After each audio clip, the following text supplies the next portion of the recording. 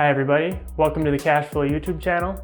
I'm Bo, and in this video I'm going to be sharing my top 10 favorite DIY home projects to increase your house value.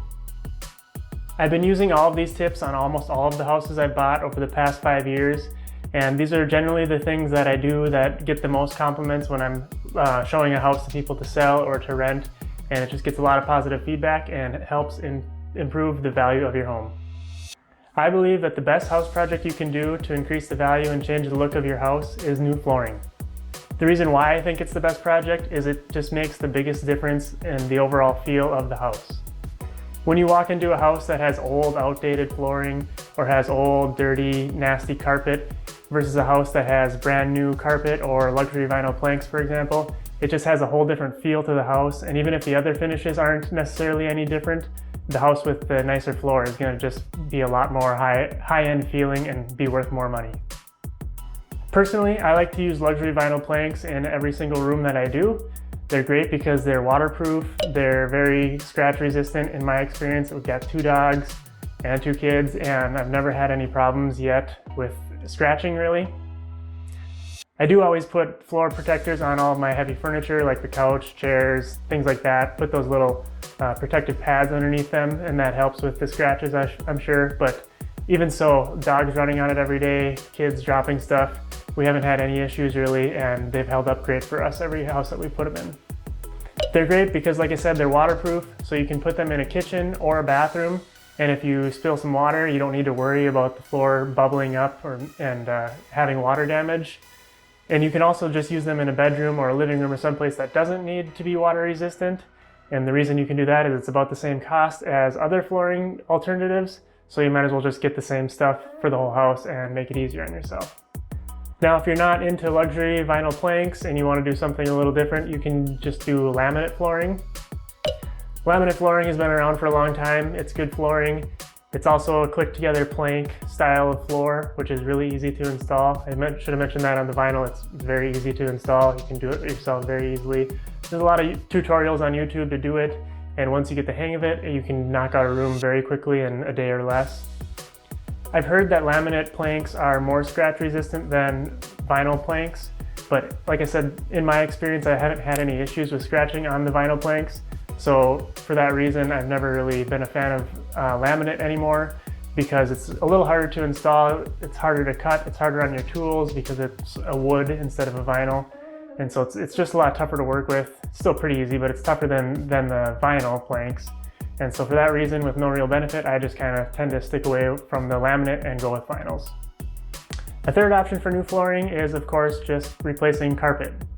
Personally, I've only replaced carpet in any of my houses like once before, and the reason for that is because I usually just rip out all the carpet and put hardwood or vinyl planks everywhere. A lot of people might think this is a bad idea because many people like to have carpet in their bedrooms or their living rooms, at least they think they do, because it's a little warmer on your feet when you get up and it's more comfortable to lay on and whatever. When you use an area rug, it's basically like having carpet in that you get the soft, warmer feel of the carpet when you put a rug down. But the benefits are you can clean the rug more easily. If you've got kids or pets, you know how dirty carpet gets, how easily it gets dirty. It's a lot easier to clean a rug and actually get it clean.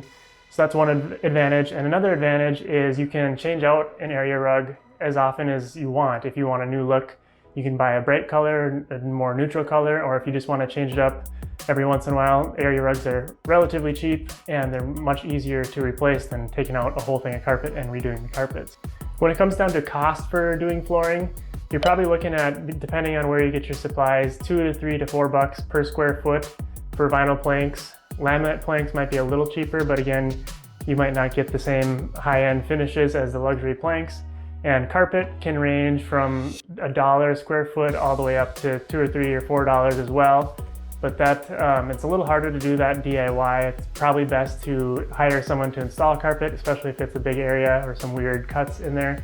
And so then you're going to be about the same cost as just buying and installing planks on your own, but you won't have to do any work. So you have to weigh the pros and cons of each, but cost is probably between $1 and $4 a square foot.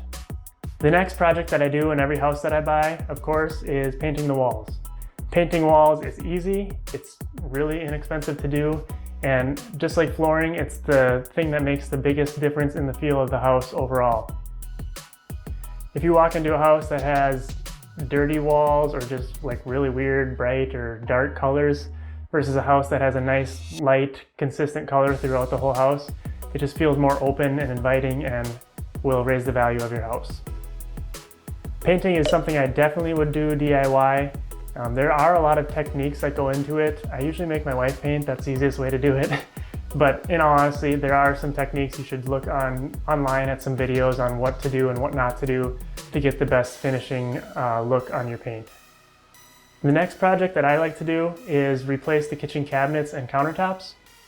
Now, replacing the counters and cabinets themselves is maybe more of an advanced DIY project. You can definitely do it yourself, but if you've never done anything DIY before, I probably wouldn't do that as your first project. There's a decent learning curve behind it, and whenever you take something big out like that, you're potentially opening up a can of worms, and that can just be kind of intimidating if you're a newbie at this DIY stuff. An alternative to actually replacing the cabinets would be to just paint the cabinet doors. A lot of people like to do that. It does make a huge difference. It does look a lot nicer than old wood cabinets. If you paint them white, gray, that's pretty popular right now.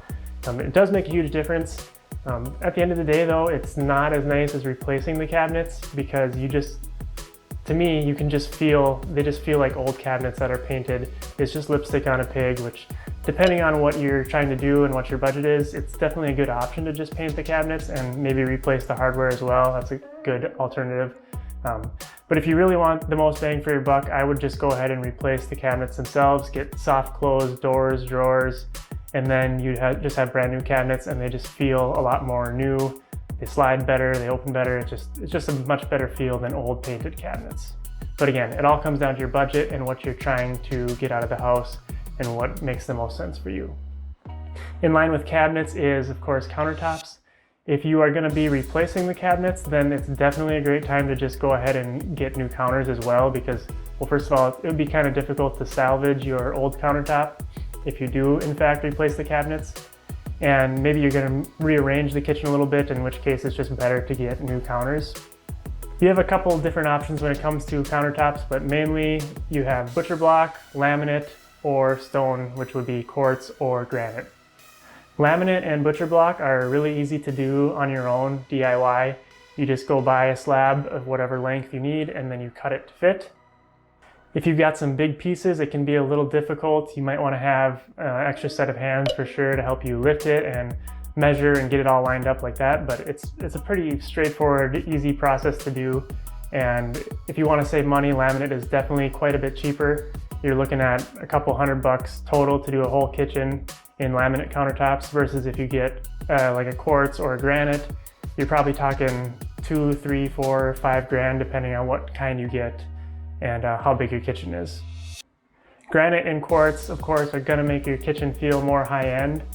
I've actually started to do that more in my houses now because it does make it seem a lot nicer. So if you've got the budget for it, I would go with the stone counters over a laminate. It's gonna hold up better, it does feel better, but it does come with a price tag, so be aware of that. The other benefit of getting a stone countertop is you can't do it DIY. I've not really seen anyone do that, even myself, who likes to do everything I can by myself.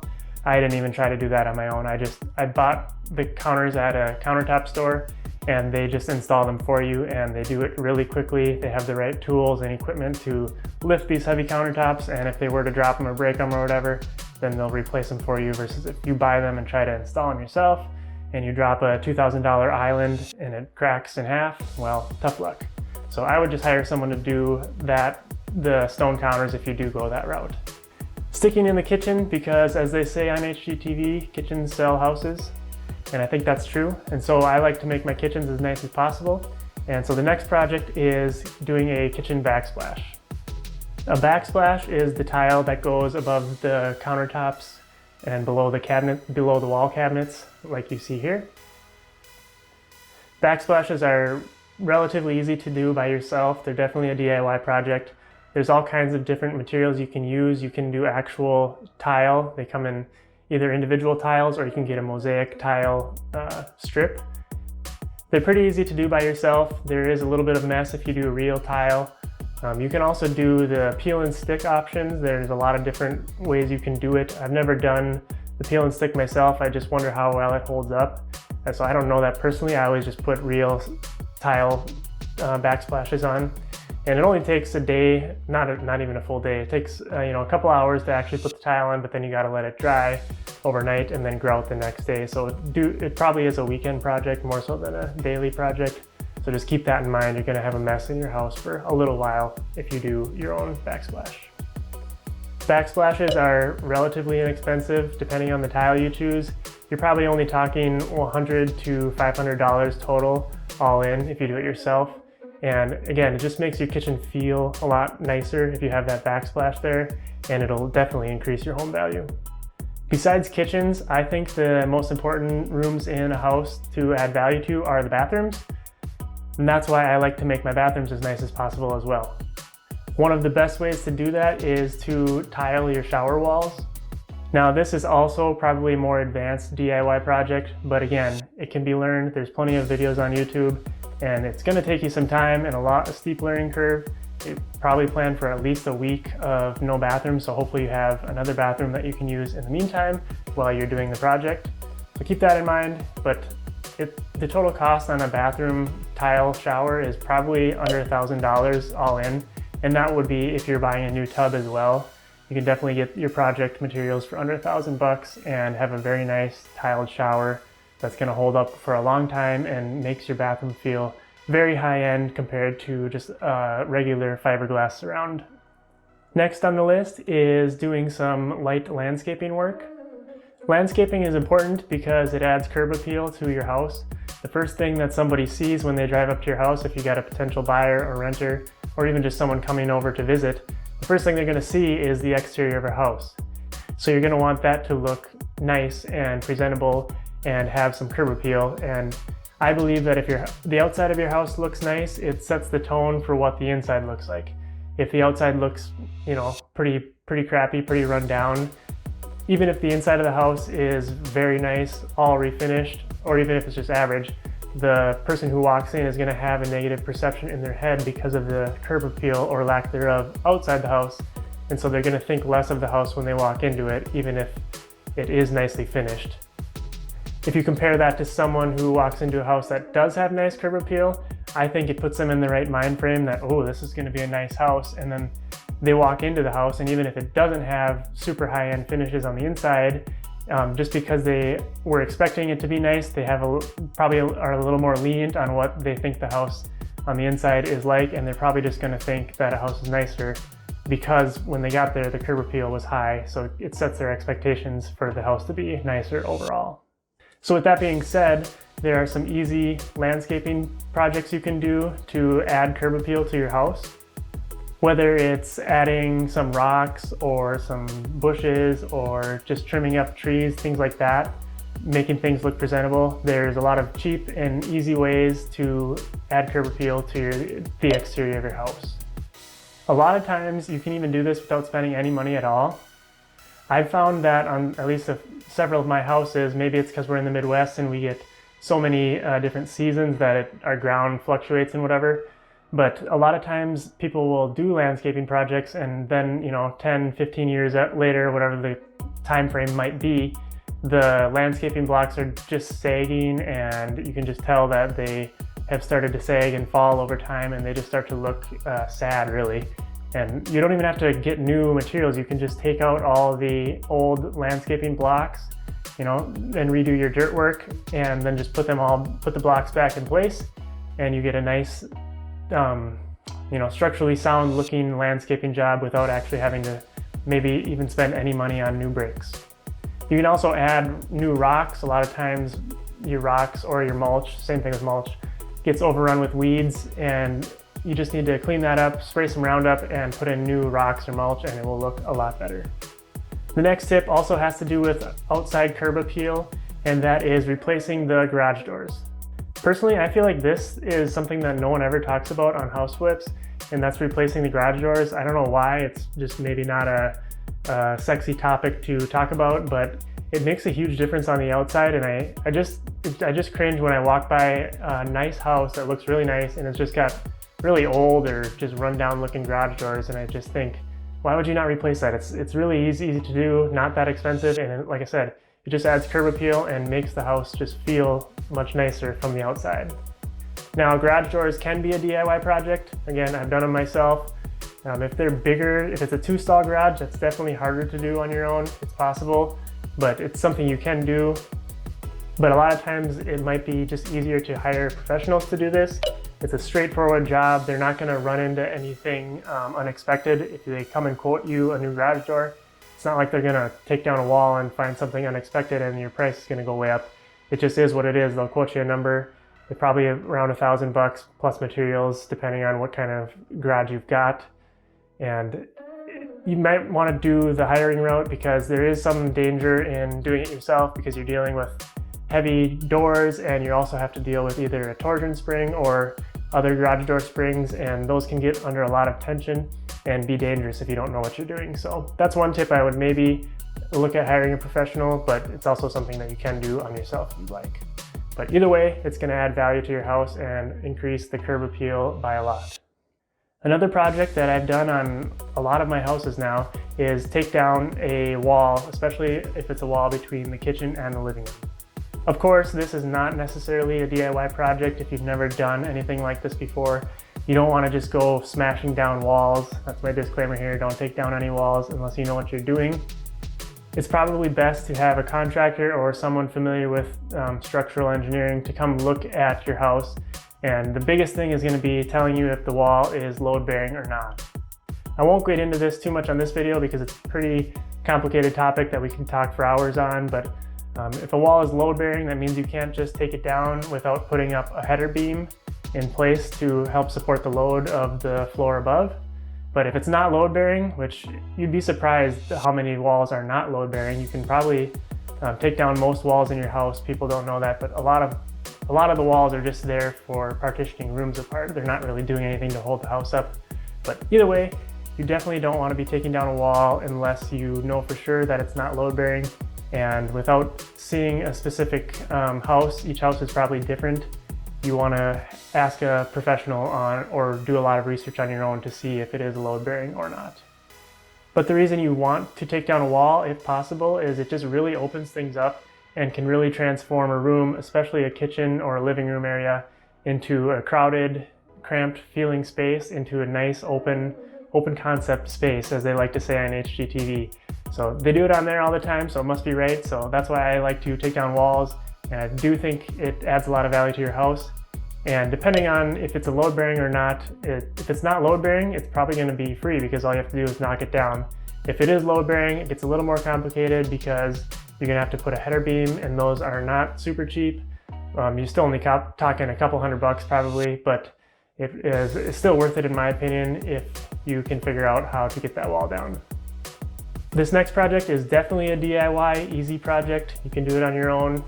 It's going to take some time and some sweat, but it's painting trim and painting doors. I like to paint or put in all new trim and doors in all my houses. A new trim is what I generally do just because it's hard to salvage the trim if you take it out, and painting trim takes forever, so I'd almost honestly just rather buy new. You probably trim out a whole house for about $1,000 depending on how big it is and what trim you go with. I do definitely like to try to paint doors if possible. If they're not, broken in any way, then just painting them is going to save you a lot of money because a new door is anywhere between $100 and $200 probably. And so if you've got a couple bedrooms and a bathroom, that adds up really quick to well over a couple $1,000s total, and it takes a little bit of time and you got to get rid of the old door. So I like to paint the old doors if possible. We usually go with white on all of our trim and doors. It's popular right now. It might be a trend, I doubt it. It seems like it's been around for forever. I like white because it goes with pretty much any paint color, any flooring color. The white trim just pops out and looks really nice. The other thing I like about white is most people, it's not something you're going to really notice, and most people aren't going to hate it. If you walk into a house and it's got golden oak trim or some dark brown trim or something different, you could get a type of person who just really hates that, and it might stand out and they might hate the whole house just because the trim is a certain color. versus if you've got white, even if a person doesn't love white trim, it's probably not something they're gonna hate, so it's a pretty safe choice to just go with white. The next tip is to simply replace your light fixtures and your outlets and light switches. This might sound kind of complicated, but if you've done any electrical work or if you are looking to, it's really quite simple. Obviously, electrical work can be dangerous, so you want to really learn what you're doing, watch a lot of videos, maybe try to talk to an electrician or watch them do one or two of them until you get the hang of what they're doing. Because once you figure out how to do it, it's really quite simple, and you can knock out a whole room with new outlets and switches and a light fixture in a couple of hours, really. Again, we like to go with white light switches and outlets and cover plates just because it looks a lot sharper, especially if you've got white trim. I hate when old houses have that almond tan colored outlets. It just makes your house look like it's from the 80s or 90s or whatever year that was. So if you can get white, even if they're just the cheap kind, it does make your house look just more up to date. And when it comes to light fixtures, I don't do anything too fancy, but I just get rid of old, especially if it's got like bronze trim, or just if it just looks super dated, just get a nice modern looking fixture. They're relatively inexpensive and it just makes your house feel better. And especially if you get LED, then you're not changing any bulbs, and they're nice and bright, and you can get dimmer switches on them, and they just have a nice high-end feel, and they will add value to your house for not spending a lot of money. All of these projects are technically DIY projects. I've done each and every one of these projects myself multiple times on different houses. I'm a self-taught guy. I just watch a lot of YouTube videos and learn things as I go. It's not too hard to pick up. You just have to put in the effort and the time to watch the correct video and learn what you're doing. That's not to say it's easy, and a lot of times it might be easier just to hire a handyman or a contractor, depending on your situation. But I do believe that everyone does have the skills if they put in enough effort to do all of these projects by themselves, and that's why I'm calling them DIY projects. Obviously, if you do some of these projects by yourself, you're going to make even more money because you're going to be saving on labor costs. But that's not to say that hiring a contractor or a handyman is a bad idea. It depends on the situation. But even if you do hire a contractor, if you get a good one, I believe all of these 10 projects are still profitable projects that will help add value to your house. If you like this video, I appreciate it if you subscribe, follow along. I'm going to be having more tips coming out soon, so we'll catch you guys later.